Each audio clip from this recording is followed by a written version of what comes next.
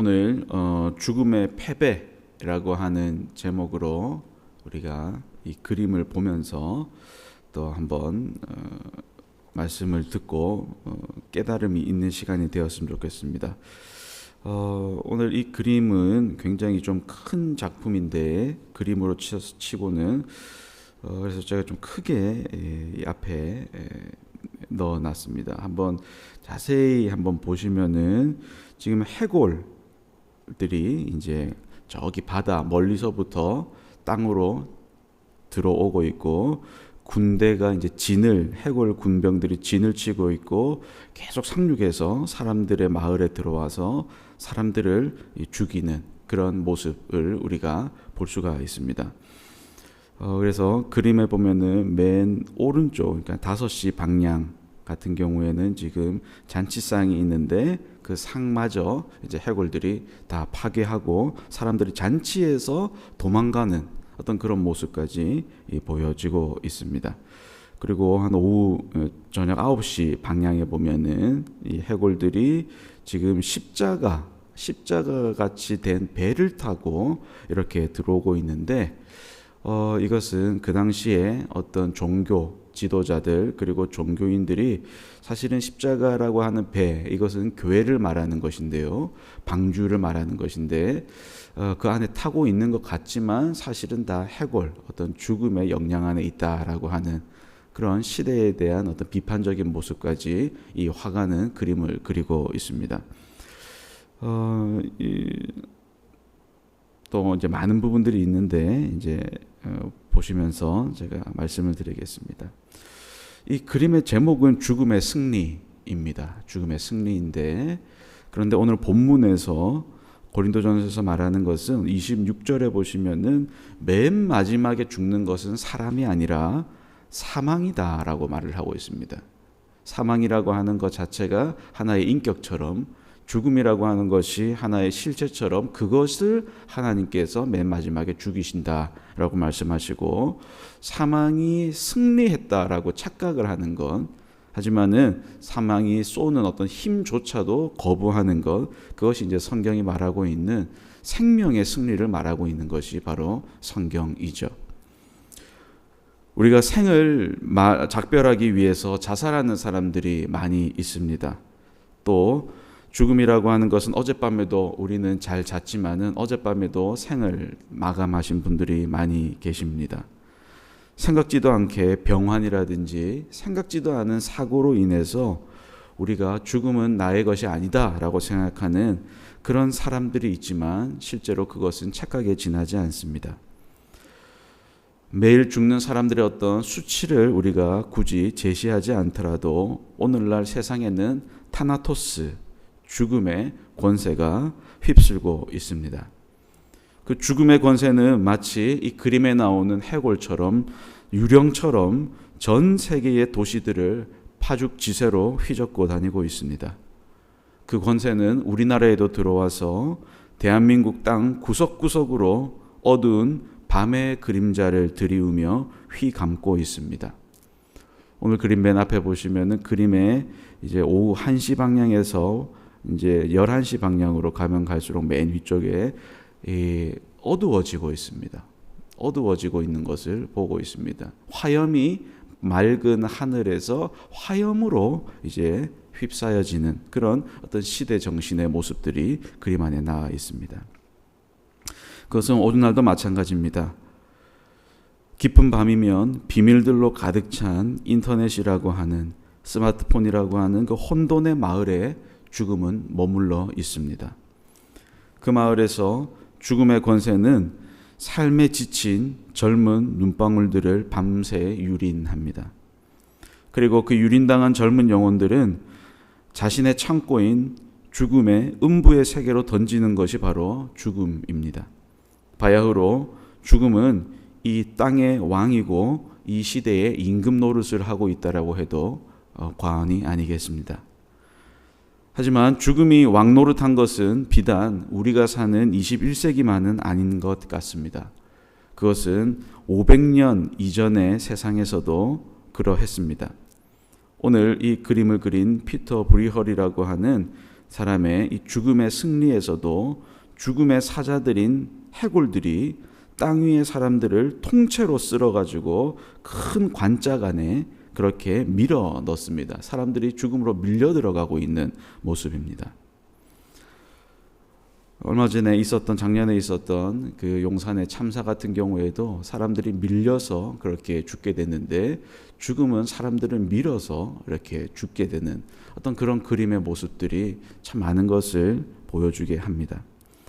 살아있는 육체라고 해도 전혀 뼈만 남아있는 그런 앙상한 해골들이 어떤 저주의 긴 붉은 자들을 그 창으로 찌르면서 끌려온 사람들을 어둡고 긴 모르는 긴 관 안으로 몰아넣고 있습니다.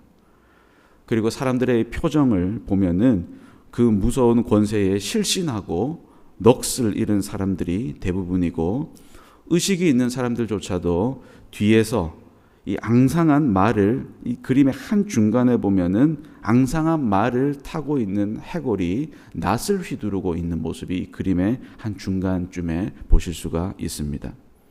그 해골 대장의 어떤 위세에 눌려가지고 경악 중에 벌린 입을 다물지 못하고 있습니다. 이 그림은 스페인 마드리드에 있는 프라도 박물관에 걸려있는 거대한 작품인데요. 브리헐의 걸작 중에 하나라고 해도 과언이 아닙니다. 브리헐은 16세기에 안트베르펜과 브뤼셀에서 활동한 대표적인 플랑드르 화가입니다. 어제 저녁에 벨기에에 관해서 이야기를 했는데, 이 사람도 지금은 치면은 벨기에 어떤 사람입니다. 그는 자연 풍경과 어떤 농민들의 삶을 중심 주제로 삼으면서 이것들을 동시대적인 어떤 배경 가운데서 그려냈습니다. 플랑드르 화파에 속한 그의 선배, 어제 우리가 새벽에 봤던 히에로니무스 보쉬에게서 나타나는 어떤 환상적이고 그런 기괴하고 우리가 예전 고전적으로 생각했던 아름다움이라고 하는 형상들과는 조금 다른 그런 화풍을 그린 작가입니다.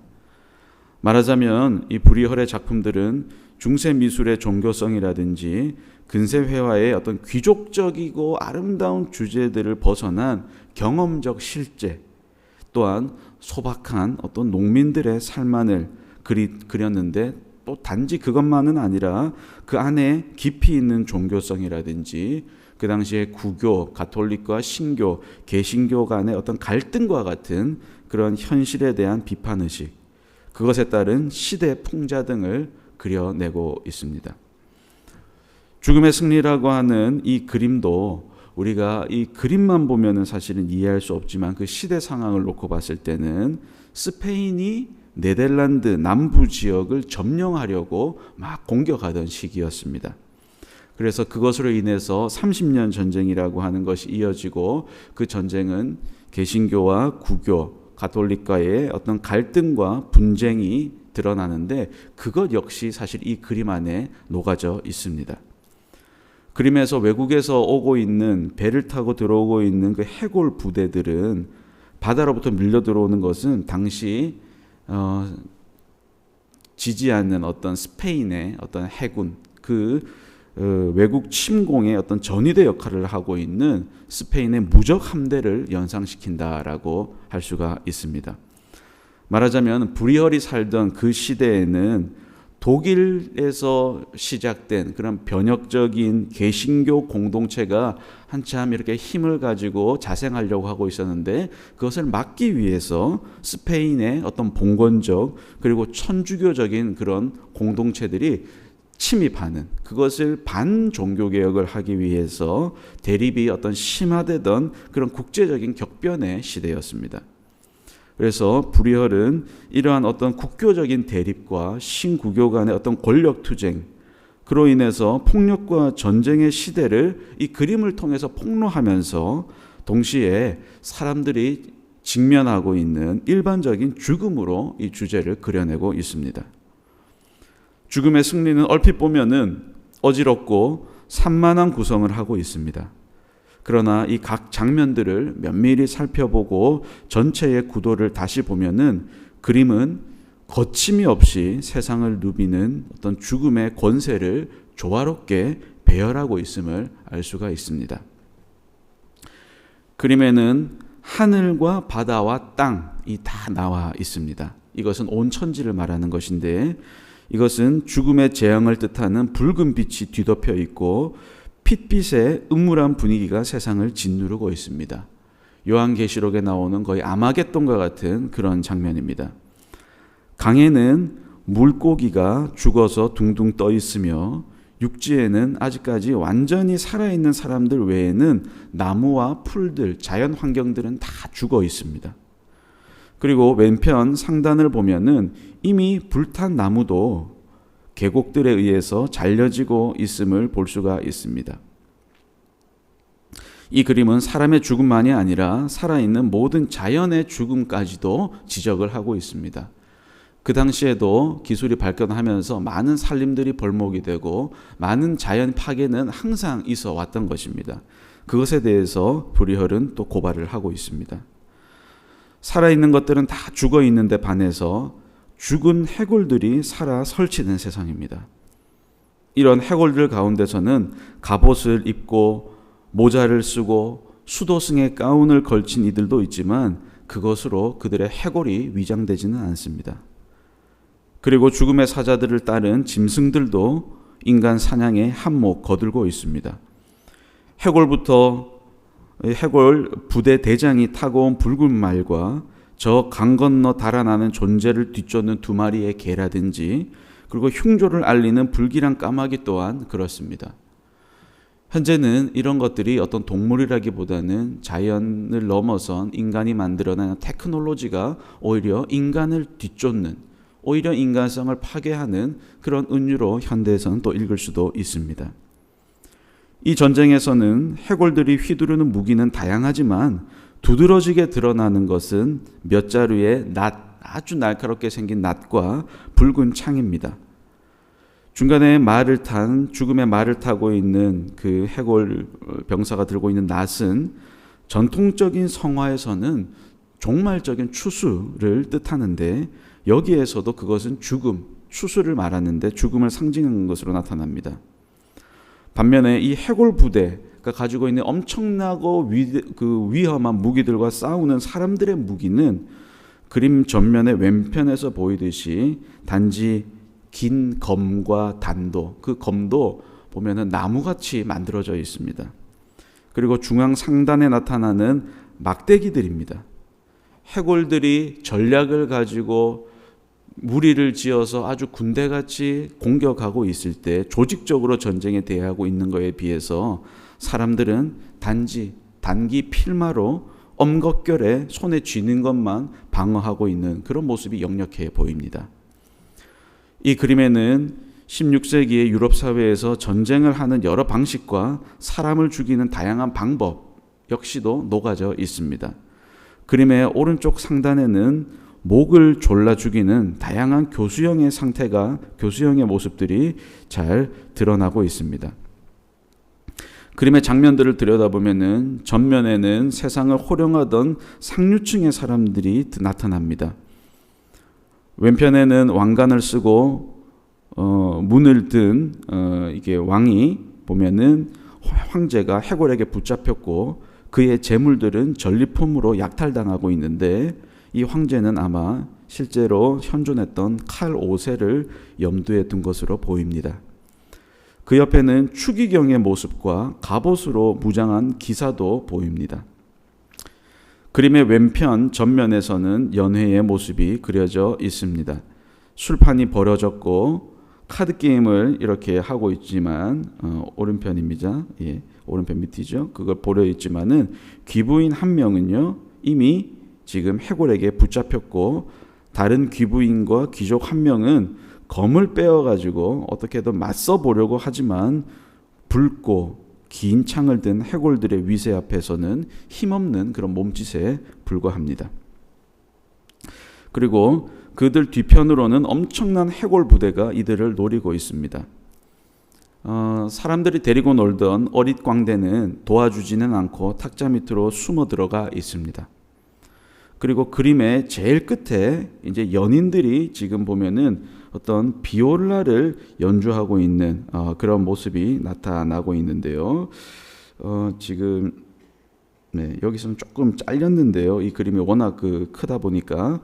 근데 지금 실제 이 그림을 한번 찾아보시면은 여자와 남자가 둘이서만 사랑을 속삭이고 있는 그림들이 있습니다. 그 모습이 지금 한 5시 방향에 그렇게 있습니다.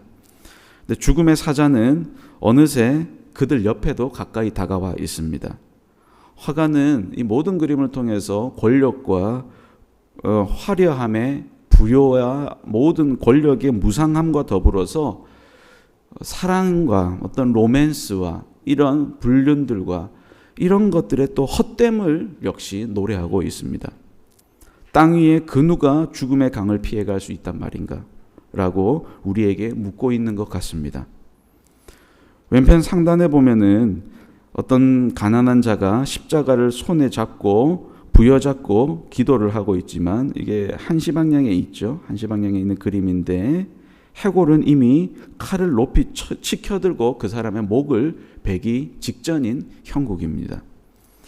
또한 그림 중앙 하단에는 이 죽음의 참극을 두고 하늘을 향해 두 눈을 부릅뜨고 절규하는 어떤 수도자들의 그런 모습들도 있지만 그것은 하늘을 뒤덮은 그런 죽음의 붉은 기운에 대해서 어떤 꿈쩍도 사실은 사회는 변하지 않는 모습을 보여주고 있습니다.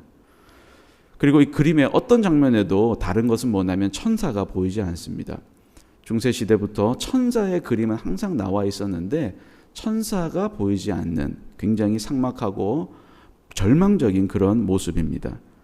도리어 그림의 한 중앙에는 지휘부 위에서 손을 들어 치켜들고 전쟁을 독려하는 어떤 어두운 악마, 영적인 세력, 그런 어두운 모습만 보입니다. 끝도 없이 긴 관에는 죽음의 길을 많은 이들이 밀려 들어가고 있고요. 그 무리들 가운데는 간음하다가 끌려온 자와 같은 벌거벗은 여신도 있고 어떤 페르시아 상인과 예술가 같은 모습들의 사람들도 보입니다. 이렇게 관 같기도 하고 또 터널 형태의 집 같기도 한 것은 우리에게 400년 이후에 등장할 어떤 나치, 가스실을 연상시키기도 합니다. 그림은 우리에게 해골들이 살아있는 자들만 아니라 병든 자와 또 병들어 죽은 자들을 데리고 가는 모습을 보여줍니다. 그리고 이 죽음의 사신들은 죽어서 이미 땅에 파묻혔던 죽은 사람들의 해골도 꺼내가지고 자기 편으로 만들어가고 있습니다. 이 그림은 이렇게 아주 우울하고 경악스럽지만은 이 그림을 그렸던 브리헐은 오히려 이 그림을 통하여서 무엇을 말하고 싶었던 것일까요? 그가 죽고 난 다음에 그의 친구였던 오르텔리우스는 이렇게 말합니다. 브리헐은 사람들이 흔히 그리지 못하는 많은 것들을 그렸다. 죽음의 압도적인 권세와 그 권세 앞에서의 경악과 공포의 연출은 물론이고 마치 한편의 무서운 긴 이야기와 같은 그런 세밀한 많은 요소들은 그 누구도 흉내낼 수 없는 브리헐의 독특함이었습니다. 이렇게 작은 군상들로서 어떻게 이토록 무시무시한 전율과 공포를 그려낼 수 있을까 싶습니다. 오늘 본문 말씀인 사망아 너의 이기는 것이 어디 있느냐, 사망아 너의 쏘는 것이 어디 있느냐라고 하는 외침에 대해서 이 그림은 사망이 이렇게 쏜다, 사망이 이렇게 이기고 있다라고 현실적인 것을 오히려 성경이 좀 다르지 않느냐라고 하는 모습을 역설적으로 우리에게 보여주고 있습니다. 이 사망의 권세는 브리얼의 그림 속에서뿐만 아니라 당대의 현실을 지배했고 그리고 또 수백 년이 지난 오늘날에도 세상을 장악하고 있는 것처럼 보입니다. 죽으면 안 돼라고 우리는 외쳐야 함에도 불구하고 살아야 돼, 자살의 반대인 살자, 자살을 거꾸로 하면 살자로 우리가 그렇게 외쳐야 하는데도, 그렇게 우리가 살아야 하는데도 죽음은 성벽도 넘고 바다도 넘고 달나라까지 찾아가는 이 죽음의 도도한 위세 앞에 오늘도 사람들은 죽기, 그리고 죽이기, 죽임 당하기, 라고 하는 이 세 가지가 이 사람들의 약해진 마음을 파고 들어가고 있습니다. 누가 이 사망에서 저들을 구할까요? 죽어가고 있는 현실에서 누가 저들을 구해야 할까요? 무엇이 저 기세등등한 사망이 연출하는 끝없는 죽음의 향연들을 가로막을 수가 있겠습니까? 사순절 예수님도 죽음을 향해서 걸어가시는 것 같이 보입니다. 그리고 그 죽음은 반드시 십자가라고 하는 것을 통해서 거쳐가야만 하는 길입니다. 하지만 성경은 그것이 끝이다라고 말하고 있지 않습니다. 성경은 사망이 모든 것을 죽이지만 그러나 그 이후에 맨 나중에 멸망받을 원수는 사망이다라고 담대하게 선포하고 있습니다. 사망과 음부도 불못에 던지운다. 사망도 지옥도 불못에 들어가서 다 죽어버릴 것이다 라고 사망에 대한 엄중한 심판을 강조하고 있습니다. 우리는 사망이 심판인 줄 알지만은 하나님의 말씀에서는 사망이 심판받는다. 그 말은 승리가 생명이 심판한다라고 하는 그것을 강조하고 있습니다.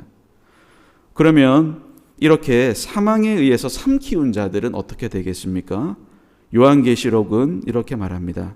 사망과 음부도 그 가운데서 죽은 자들을 내어주며 라고 말하고 있습니다. 죽은 자들을 내어줄 수밖에 없다. 승리, 예수님에게, 하나님에게, 생명에게 내어줄 수밖에 없다라고 기록되어 있습니다.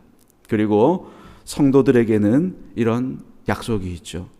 다시 사망이 없고 애통하는 것이나 곡하는 것이나 아픈 것이 다시 있지 않는 새로운 세계를 주신 것을 선포합니다.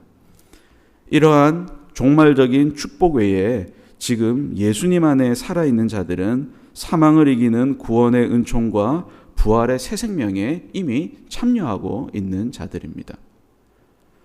요한계시록은 우리에게 희망을 줍니다. 요한계시록은 우리에게 아주 승리의 기쁨을 주고 우리 기독교인들이 결국은 승리한다라고 하는 그 말씀을 우리에게 주고 있습니다. 예수 안에서만이 오직 죽음의 승리를 이기고 죽음의 그늘을 거치는 생명의 약속이 있다라고 하는 것을 기억하시면서 기쁘게 살아가시는 우리 해운대교회 성도님들이 되시기를 주님의 이름으로 축복합니다. 기도하도록 하겠습니다.